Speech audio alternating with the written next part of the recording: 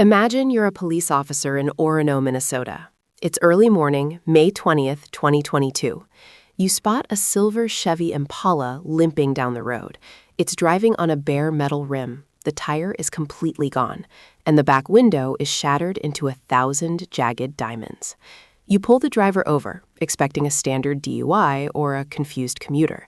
Instead, you meet 31-year-old Julysa Thaler. She's nervous, yes. She's fidgety. But then you see it, on her hands, on the door handle, a dark, viscous red. When you ask her what it is, she looks you dead in the eye and says 3 words that will haunt the state of Minnesota forever. It's deer meat. But as the officers would soon find out, there was no deer.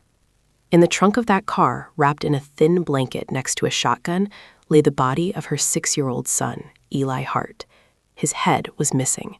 His body had been torn apart by 9 separate shotgun blasts. How does a mother go from tucking her son into bed to discarding him like trash in a dumpster? Today, on True Gruesome Crime Stories, we are peeling back the layers of a case so disturbing, so preventable, and so filled with systemic failure that it will make your blood boil. This isn't just a story about a murder. It's a story about a little boy who spent his final moments strapped into a booster seat, facing the one person who was supposed to protect him above all others. The case of Julysa Thaler is a masterclass in manipulation and a terrifying look into the mind of a killer who believed she was smarter than the world. Over the next hour, we are going to walk you through the police body cam footage that captured the exact moment the horror was revealed. We will go inside the interrogation room, where Julysa tried to spin a web of lies about meth communities and assaults, all while her son's school homework sat in a blood-soaked backpack in a nearby dumpster. We're also going to look at the why. Why was Eli even with her? This was a child who was pre-lingually deaf, a child who had been in the foster system for nearly a year because of his mother's drug use. We will explore the $2 million lawsuit that exposed the dark underbelly of Child Protective Services and why they ignored every single warning sign.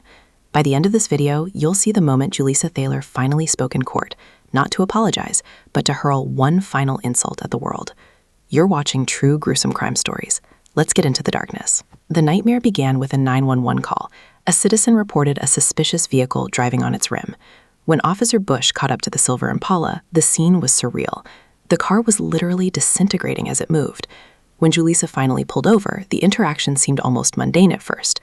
Julysa claims she was just going home. She said kids had shot at her car with paintballs or BB guns. It was a flimsy excuse. Paintballs don't shatter rear windshields, and they certainly don't strip a tire down to the rim. But the officers noticed something more pressing.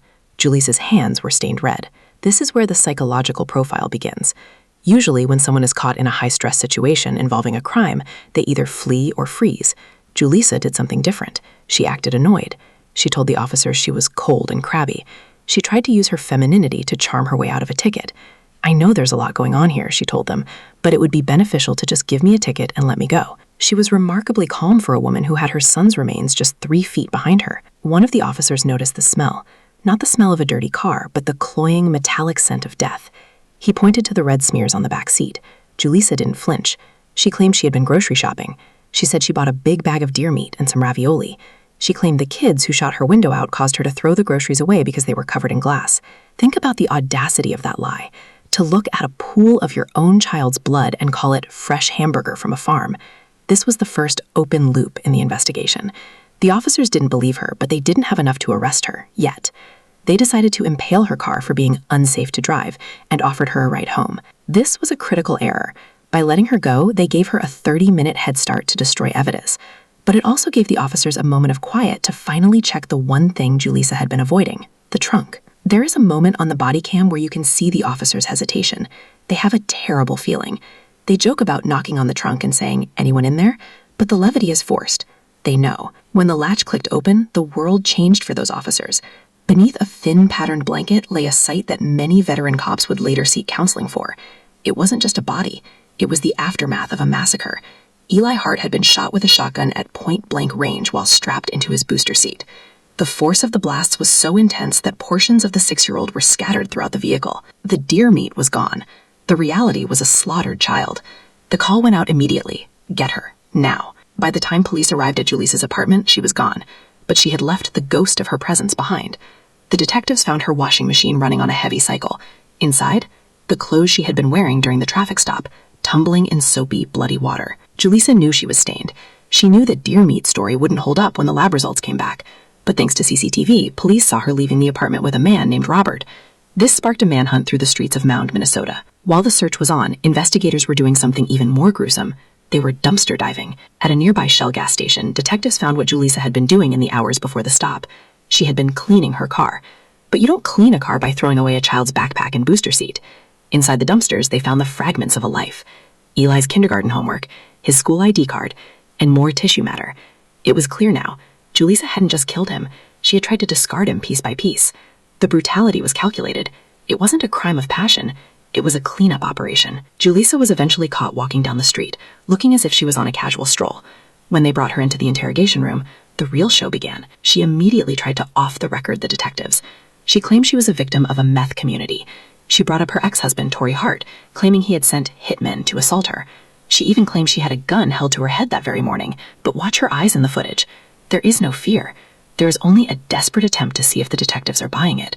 When they tell her, "There's a dead juvenile body in your trunk," her response isn't, "My son?" or "No." It's a flat, cold, "Really?" To understand the horror, we have to understand Eli. Eli was born with Townes-Brock syndrome. He was pre-lingually deaf and wore hearing aids. He was a vulnerable, sweet child who communicated through signs and smiles. His father, Tori, had spent years fighting for him. Tori knew Julysa was unstable. He told the court she was using meth. He told them she was having psychotic breaks.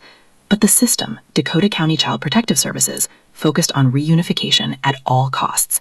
They gave Eli back to her mother just 10 days before he was murdered. Eli's silence in that car, unable to hear the shotgun being cocked, unable to scream for help in a way the world would hear, is the most heartbreaking part of the story. This wasn't a snap. 3 days before the murder, Julysa Thaler went to a gun store.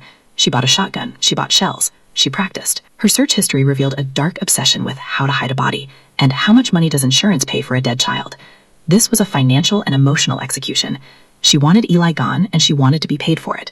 The meth community story was a smokescreen she had been preparing for weeks. The trial was short. The evidence was insurmountable.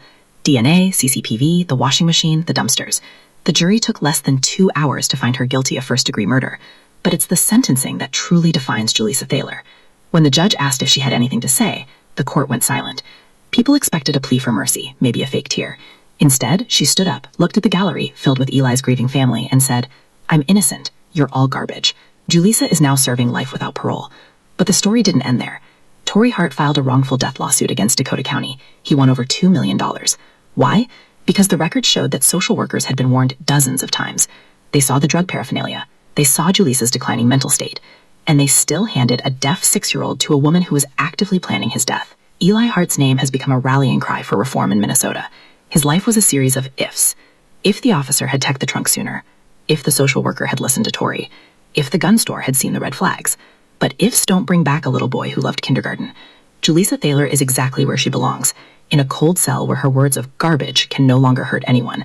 But as we close this chapter on True Gruesome Crime Stories, we have to ask ourselves, how many other Elis are out there right now, strapped into a backseat, waiting for a system that is too blind to see the monster in the driver's seat? If this story moved you, please hit the like button. It helps Eli's story reach more people and keeps the pressure on child protection systems to change. Subscribe to True Gruesome Crime Stories for more deep dives into the cases that the world tries to forget. Leave a comment below. Do you think the social worker should have faced criminal charges alongside Julysa? Let's talk about it.